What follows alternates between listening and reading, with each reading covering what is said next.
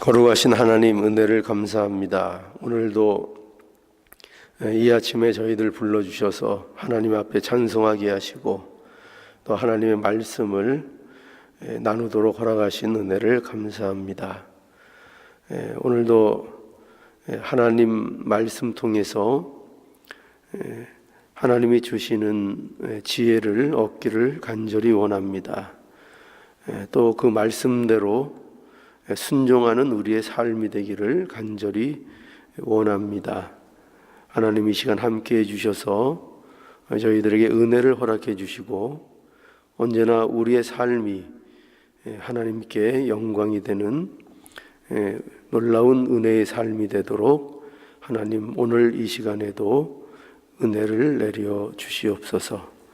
하나님 앞에 우리의 마음과 뜻과 정성을 이 시간 드립니다. 아버지 하나님, 이 예배를 받아주시고 하나님 자녀의 기쁨을 누리게 하여 주시옵소서. 예수님의 이름으로 기도하옵나이다. 아멘. 하나님 말씀, 오늘은 잠언 18장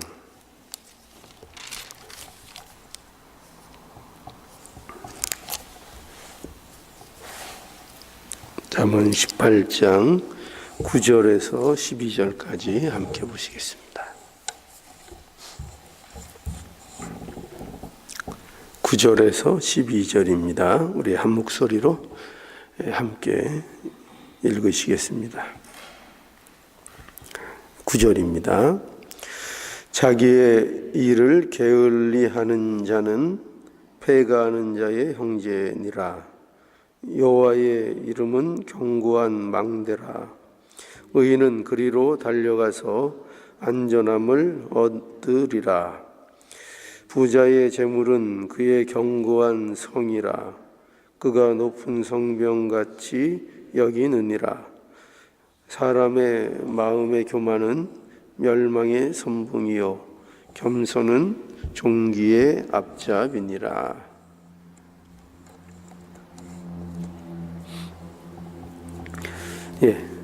여기 그 9절에 보면 자기의 일을 게을리하는 자는 패가하는 자의 형제니라 라고 말씀하죠. 자기의 일을 게을리하는 자는 패가하는 자의 형제니라. 이 패가하는 자의 형제라는 것은 쉽게 얘기하면은 멸망한다 뭐 이런 뜻입니다. 뭐 그 결국이 좋지 않다는 거죠. 그래서 여기 그 게으름에 대해서 이제 말씀하고 있는데 자기 일에 대해서 게으르지 말아야 한다는 그런 우리가 교훈을 이제 받을 수 있습니다. 그래서 이 믿는 자들에게 있어서 이 게으름은 굉장히 좋지 않은 것입니다. 또 뭐 믿는 자뿐이겠습니까? 그렇죠? 세상 일을 하는 사람에게 있어서도 게으른 거는 굉장히 좋지 않습니다. 그래서 그 결말이 게으름의 결말은 이렇게 멸망과 같은 그런 결과를 이제 가져온다 이렇게 말하고 있습니다. 그거 우리 믿는 자들에게 있어서도 이 게으르지 않는 것이 이게 중요한 삶의 모습인데 특히 이 성경에도 보면은 그 믿는 자의 특징에 대해서 이 부지런함을 이렇게 좀 강조하는 내용들이 많이 있습니다. 그래서 예를 들어서 우리 잘 아는 요셉 같은 경우에도 보면은 그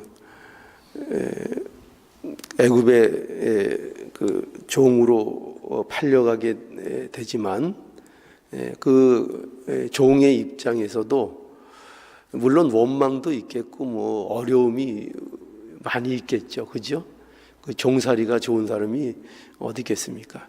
그런데 그 보디발의 집에서의 삶이 이제 잘 보면은 굉장히 이제 충성되고 성실하고 그리고 게으르지 않았다라는 그 내용이 잘 나타나 있습니다. 그래서 보디발이 그 가정의 모든 것을 이 요셉에게 맡기지 않습니까? 또 그뿐만 아니라 감옥에 억울하게 가게 되는데 그 감옥에서도 아마 이 요셉은 굉장히 이렇게 성실하고 부지런한 사람으로, 그러니까 자기의 일에 대해서 그 게을리하지 않는 그런 자로서 이렇게 성경이 묘사하고 있는 것을 우리는 보게 되죠.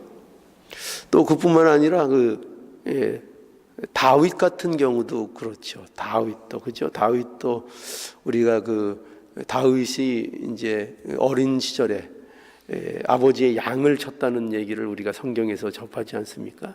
그런데 그 일도 보면은 다윗이 굉장히 자기의 맡은 일에 대해서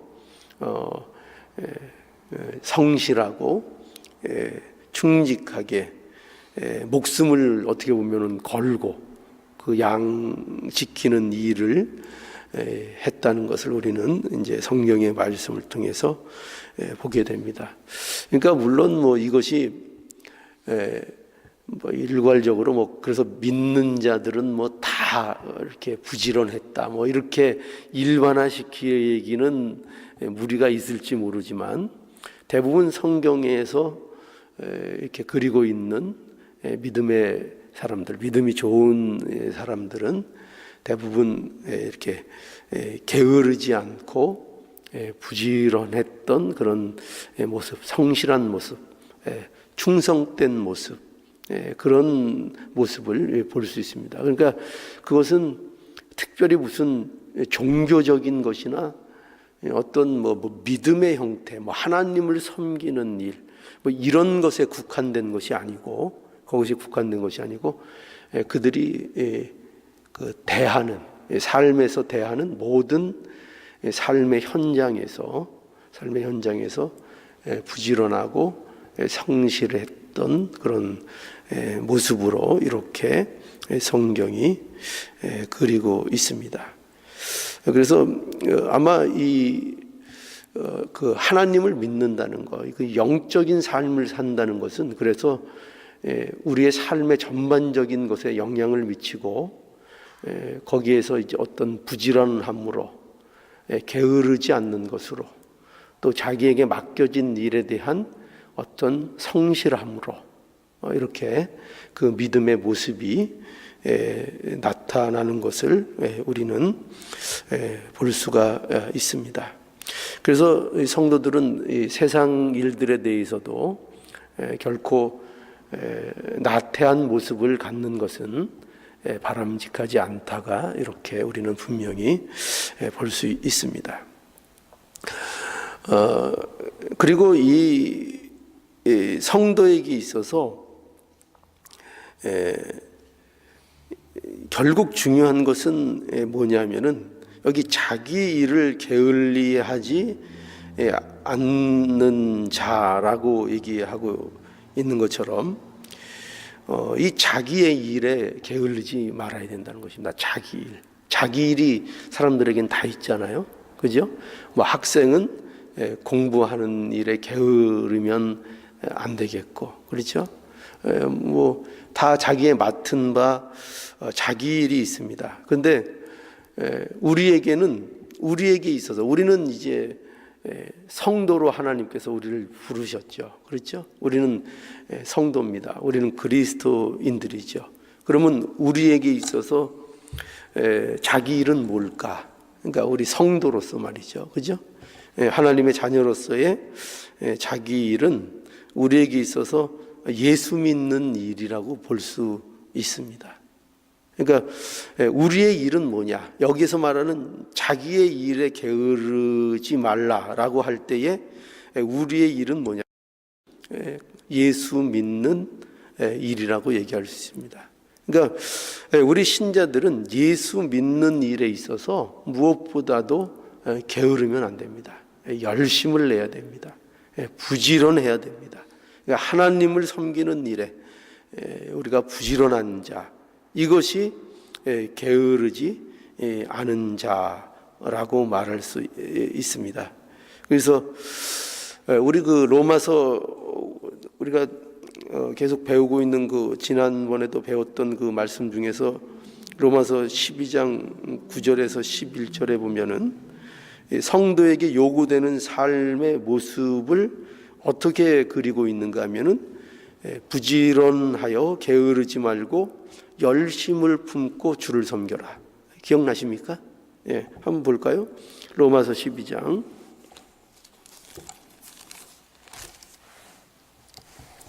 로마서 12장 9절부터 읽어보죠. 사랑엔 거짓이 없나니 악을 미워하고 선에 속하라. 형제를 사랑하여 서로 우애하고 존경하기를 서로 먼저 하며 부지런하여 게으르지 말고 열심을 품고 주를 섬기라. 그렇죠? 그러니까 사랑엔 거짓이 없다. 사랑은 속일 수 없다. 거짓 없는 사랑, 우리가 받은 사랑은 그것이 숨겨지는 것이 아니고 그것은 감출 수 없는 진정한 사랑인데, 그 사랑은 우리에게 무엇을 만들어내는가 할 때 여기 형제를 사랑하여 서로 우애하고 존경하기를 서로 먼저 하며 부지런하여 게으르지 말고 열심을 품고 주를 섬기라 라고 해서 그 거짓 없는 사랑이 우리들의 삶 속에서 만들어내는 것들을 얘기하고 있죠.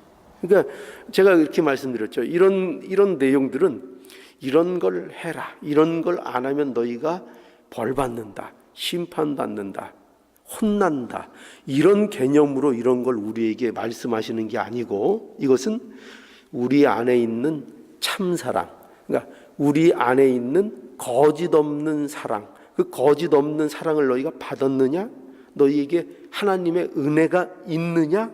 그럼 그 은혜가 있으면 그 은혜가 너희들의 삶 속에서 무엇으로 나와야 되는지 아느냐? 할 때에 그 내용들이 뭐라고요? 이웃을 사랑하고 형제를 사랑하고 또 부지런하여 게으르지 않고 열심을 품고 주를 섬기는 그 일로 그 거짓 없는 사랑들이 나올 수밖에 없다 이거예요. 나올 수밖에 없다. 그러니까 그것들이 너희들이 가진 그 은혜를 받았다는 것, 참사랑을 가졌다는 것, 내가 예수님을 사랑하고 하나님을 내가 믿는다고 하는 그 믿음이 있다는 그것으로 인하여 우리들의 삶 속에서 그것이 만들어내는 것들, 그러니까 그것이 우리의 삶 속에서 믿는 자라면은 나타나는 게 정상입니까? 안 나타나는 게 정상입니까? 나타나는 게 정상이라 이렇게 얘기하고 있는 거죠. 그러니까 너희들이 이런 걸 안 하면 혼나고 벌 받는다, 이렇게 우리에게 뭐 이렇게 압박을 하거나 강제하거나 이렇게 하시는 게 아니라, 이게 아니라 너희들에게 참사랑이 있으면 그 참사랑이 이런 것들을 만들어내는데, 이런 것들을 너희들의 삶 속에서 누릴 수 있기를 바란다 이거예요. 이것이 너희들에게 실제 것이 돼서 삶에서 구체적으로 이 주를 섬기고 부지런하고 주를 섬기는 이러한 일들이 너희들에게 누려지기를 원한다. 이것들이 실제적으로 너희들의 것들로 소유되기를 원한다. 왜냐면은 거짓 없는 사랑이 그거를 만들어내기 때문에. 그러니까 그게 있느냐? 그 거짓 없는 사랑을 너희가 입었느냐? 받았느냐? 은혜를 입었느냐? 그럼 그것을 누려라 이거죠. 이제 그렇게 우리에게 말씀하고 있습니다. 그러니까 이게 부지런하게 주를 섬기는 것, 열심으로 예수를 믿는 것, 이것이 우리에게 있어서 우리가 누려야 될, 성도들이 누려야 될 하나의 성도의 중요한 그 일이라고, 모습이라고 이렇게 말씀하고 있는 거죠. 자, 그리고 디모데후서 그 4장 7절에 보면은 또 이렇게 바울이 표현하고 있습니다. 디모데후서 4장 7절. 디모데후서 4장 7절에 보면은 바울이 디모데에게 교훈하는, 그러니까 권하는 그런 말씀 중에 자기에 대해서 이런 고백을 하죠. 바울이 7절에 내가 선한 싸움을 싸우고 나의 달려갈 길을 마치고 믿음을 지켰으니, 이런 이제 그 고백을 합니다. 그러니까 여기도 보면은 여기 내가 선한 싸움을 싸우고 나의 달려갈 길을 마치고, 그러니까 그리고 믿음을 지키고, 다 여기 사용된 예를 들어 동사라 그럴까요? 이런 그 표현들을 보시죠. 내가 선한 싸움을 싸우고, 그렇죠? 그건 열심을 부리는 겁니다. 그러니까 부지런을 떠는 겁니다. 믿는 일에 대해서 내가 선한 싸움을 위해서 내가 싸운다는 거죠. 싸우려면 그게 가만히 있어서 싸움이 되는 겁니까? 싸우는 것은 부지런한 거죠. 열심을 내는 거죠. 싸우고 나의 달려갈 길을 마치고, 그러니까 그의 인생이 달림이었다는 거예요. 그러니까 싸운다는 것은 그의 삶이 마치 전쟁터와 같았고, 그렇죠?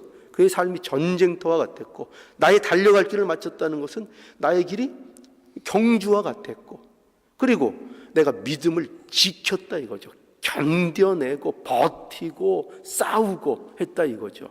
그러니까 이런 바울의 표현은 전부 다 그 내용들이 가만히 있는 내용이 아닌 거예요. 전부 다 부지런하고 게으르지 않고 열심을 품고 주를 섬기는 전쟁터의 군인처럼, 운동장에서 경기하는 경기자처럼, 마치 성을 지키고 수호하는 어떤 파수꾼처럼, 그렇죠? 그렇게 열심을 내는 이 모습, 이것이 성도의 모습이라고 말하고 있는 것입니다.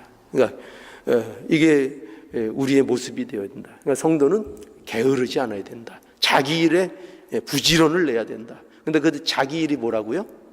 우리에게 있어서 자기 일이 뭐라고요? 뭐라고 그랬죠? 예수 믿는 일, 그렇죠? 하나님 섬기는, 이게 우리의 일이에요. 우리의 메인 잡이 뭐예요? 우리 잡이 뭡니까?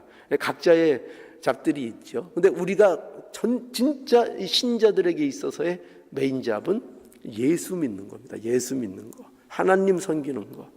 그러니까 우리가 다른 일에 대해서 아무리 사실은 성과를 낸다고 할지라 그래도 우리가 진짜 해야 될 내 일을 못하면 그거는 아무 소용이 없는 거예요. 그러니까 내 일은 뭐라고요? 예수 믿는 거, 하나님 섬기는 거, 이것이 우리에게 있어서 잘 충실되게 부지런하게 이루어져야 그 밖의 모든 일들이 그 의미가 있게 되는 겁니다. 우리는 이 일에 우리의 싸움을 싸워야 하는 겁니다. 그래서 자, 우리가 첫 번째 오늘 이 말씀을 통해서 기억해야 될 것은 뭐냐면요, 뭐 간단하죠. 예수 믿는 것이 우리 일이다.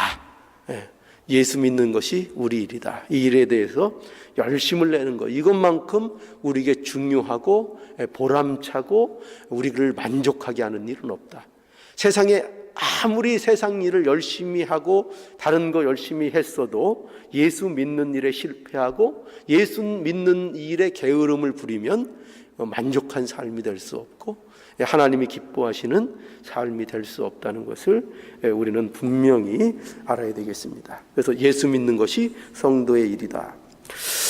그리고 또 하나 오늘 이 말씀을 통해서 제가 강조하고 싶은 것은요, 그런 의미에서 예수 믿는 것이 성도의 일임, 가장 중요한 일임과 동시에 예수 믿는 일이 그래서 우리의 삶에 있어서 가장 안전한 것이다.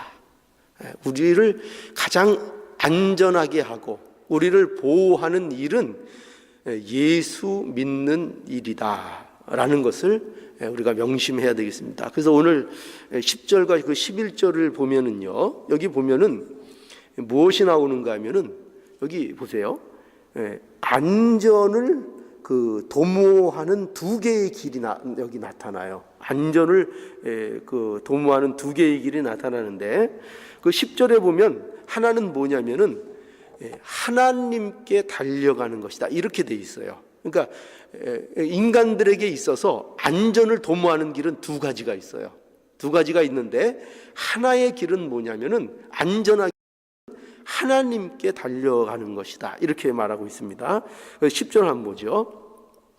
여호와의 이름은 견고한 망대라. 의인은 그리로 달려가서 안전함을 얻느니라. 이렇게 돼 있죠. 그래서 여기 여호와께 달려간다 이렇게 돼 있는데, 이 여호와께 달려간다는 것은 무슨 의미인가 하면은 하나님을 의지한다, 이런 뜻입니다. 그러니까 하나님 앞에 실제로 하나님이 저기 계셔서 내가 하나님 앞에 막 달려가는 게 아니라, 하나님께 달려간다는 것은 하나님을 의지한다는 표현입니다. 하나님을 의지하고 하나님께 기도하는 삶을 사는 것.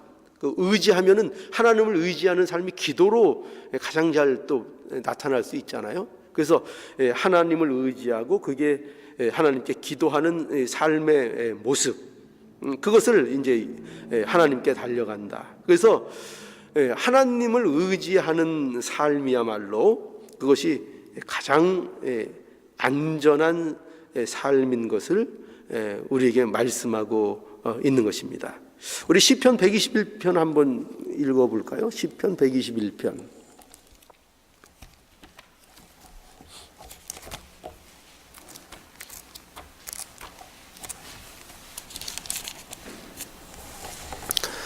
자, 왜 하나님을 의지하는 것이 가장 안전한가? 121편 시편 기자는 이렇게 노래합니다. 내가 산을 향하여 눈을 들리라. 나의 도움이 어디서 올꼬? 나의 도움이 천지를 지으신 여호와께로서다. 여호와에게 서로다. 아이고, 읽기가 참 하기 힘들어요. 나의 도움이 천지를 지으신 여호와께로부터 온다는 말씀이죠. 나의 도움은 나에게 필요한 도움, 나의 진정한 도움, 나의 안식, 그건 어디로부터 온다고요? 오직 여호와 하나님께로부터 온다는 걸 아는 거죠. 그러니 그 하나님을 향하여 눈을 드는 거죠. 그죠? 자, 3절에 여호와께서 너로 실족치 아니하시며 너를 지키시는 자가 졸지 아니하시리로다. 이스라엘을 지키시는 자는 졸지도 아니하시고 주무시지도 아니하시리로다. 여호와는 너를 지키시는 자라. 여호와께서 내 우편에서 내 그늘이 되시나니 낮의 해가 너를 상치 아니하며 밤의 달도 너를 해치 아니하리로다. 여호와께서 너를 지켜 모든 환난을 명쾌하시며 또 내 영혼을 지키시리로다. 여호와께서 너의 출입을 지금부터 영원까지 지키시리로다. 우리에게 영원한 도움이 되시는 하나님, 언제나 우리를 지키시는 하나님, 우리를 지키시는 하나님, 언제나 깨어 계신 하나님, 언제나 우리를 와 함께 하시는 그 하나님. 그러니까 하나님만이 우리에게 이런 하나님이 되어 주실 수 있는 거죠. 그죠? 이건 하나님만이 우리에게 해 주실 수 있는 것입니다. 그래서 하나님을 의지하는 것이 가장 현명한 것이요, 그것이 가장 안전한 것이요 라는 것을 우리에게 분명하게 말씀하고 있죠. 그러나 반대로 또 하나의 길이 있는데, 그 길은 뭐냐면은 재물을 의지하는 길이라 이렇게 돼 있습니다. 그러니까 인간들에게 있어서 그 안전을 도모하는 길은 두 가지인데, 첫 번째는 지금 뭘 말씀드렸죠? 하나님을 의지하는 것이다. 하나님께로 달려가는 것, 있고 또 하나는 재물을 의지하는 것입니다. 그래서 11절에 보면 부자의 재물은 그의 견고한 성이라 그가 높은 성벽같이 여기느니라 라고 합니다. 그러니까 부자는 그 재물을 무엇같이 여긴다고 했는가 하면은 재물을 높은 성벽같이 여긴다. 성벽같이 여긴다. 그러니까 이건 무슨 뜻인가 하면은 재물이 자신을 지켜줄 수 있으리라고 생각하고 의지한다는 것입니다. 그렇죠? 재물을 의지한다. 재물을 의지한다. 그러니까 세상에는 이 두 가지의 사람들이 있는 겁니다. 뭐냐면 하나는 누구나 안전을 도모하죠. 그죠? 누구나 안전했으면 좋겠죠. 누구나 의지할 것을 찾습니다. 그런데 어떤 한 사람들은 하나님을 의지하고 하나님께로 달려가는 사람들이 있고 어떤 한 사람들은 세상을 의지하고 세상, 재물, 물질, 세상의 가치를 의지하고 나아가는 그런 사람들이 있다라는 것입니다. 그래서 부자의 특징이 뭐냐? 여기 보면은 그 재물을 의지하고 그 재물을 높은 성벽처럼 여겨서 그것이 자신에게 안전을 줄 것이다. 이렇게 생각하고 나간다는 것입니다. 그런데 이 재물을 의지하는 것이 우리에게 무엇을 불러일으키는가 하면은 12절에 보면 이게 이렇게 돼 있죠. 12절. 거기 사람의 마음의 교만은 멸망의 선봉이요 겸손은 종기의 앞잡이니라 라고 해서 거기 교만이라는 것이 등장을 합니다. 그러니까 여기 보면은 왜 이렇게 연결이 되는가 하면은 결국 재물을 의지하는 마음, 그러니까 재물이 전부이고 세상이 전부이고 어떤 물질이 자기의 안전함을 확보해 줄 거라고 믿는 자들에게 있어서 그 재물은 무엇을 불러일으키는가 하면은 뭐를 불러일으킨다고요? 교만이요. 그렇죠. 교만. 그러니까 교만이라는 것은 괜히 생기는 것이 아닙니다. 교만은 어떨 때 생기는 것이죠? 언제 우리가 교만해지든가요? 그래도 주머니가 두둑해질 때.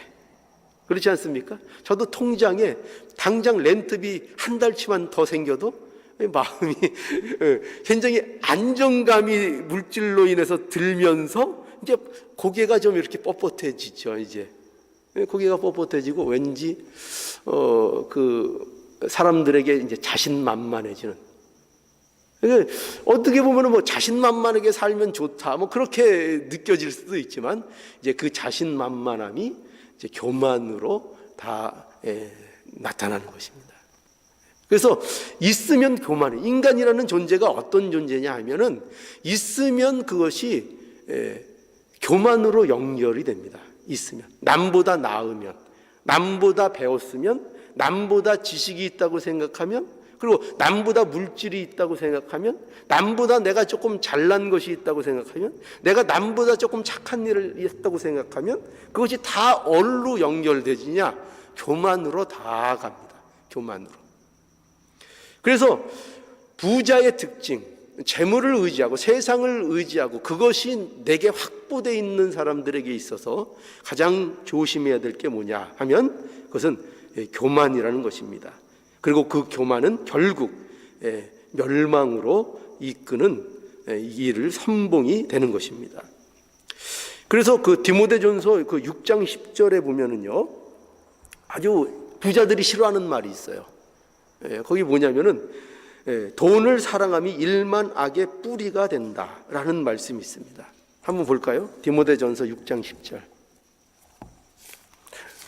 성경에서는 별 얘기를 다 써놔가지고 부자들의 심기를 불편하게 하죠. 디모데전서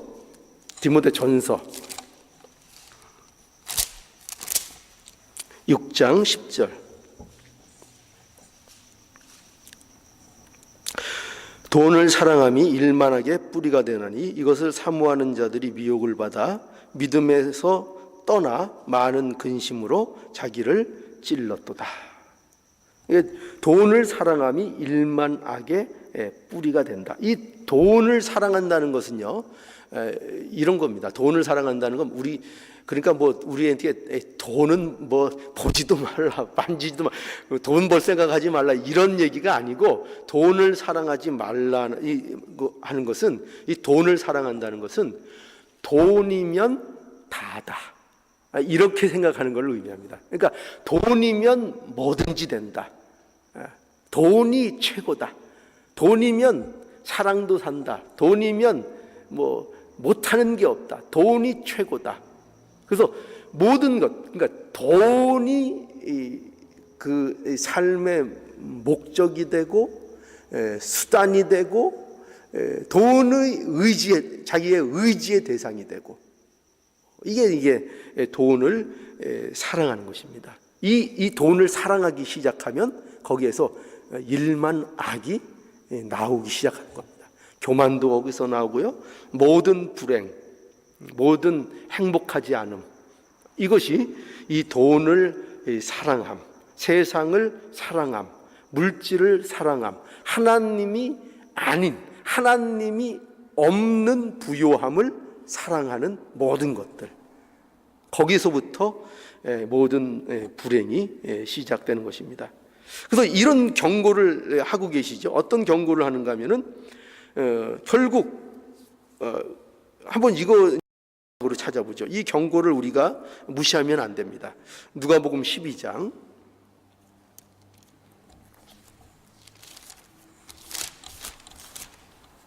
누가복음 12장 13절.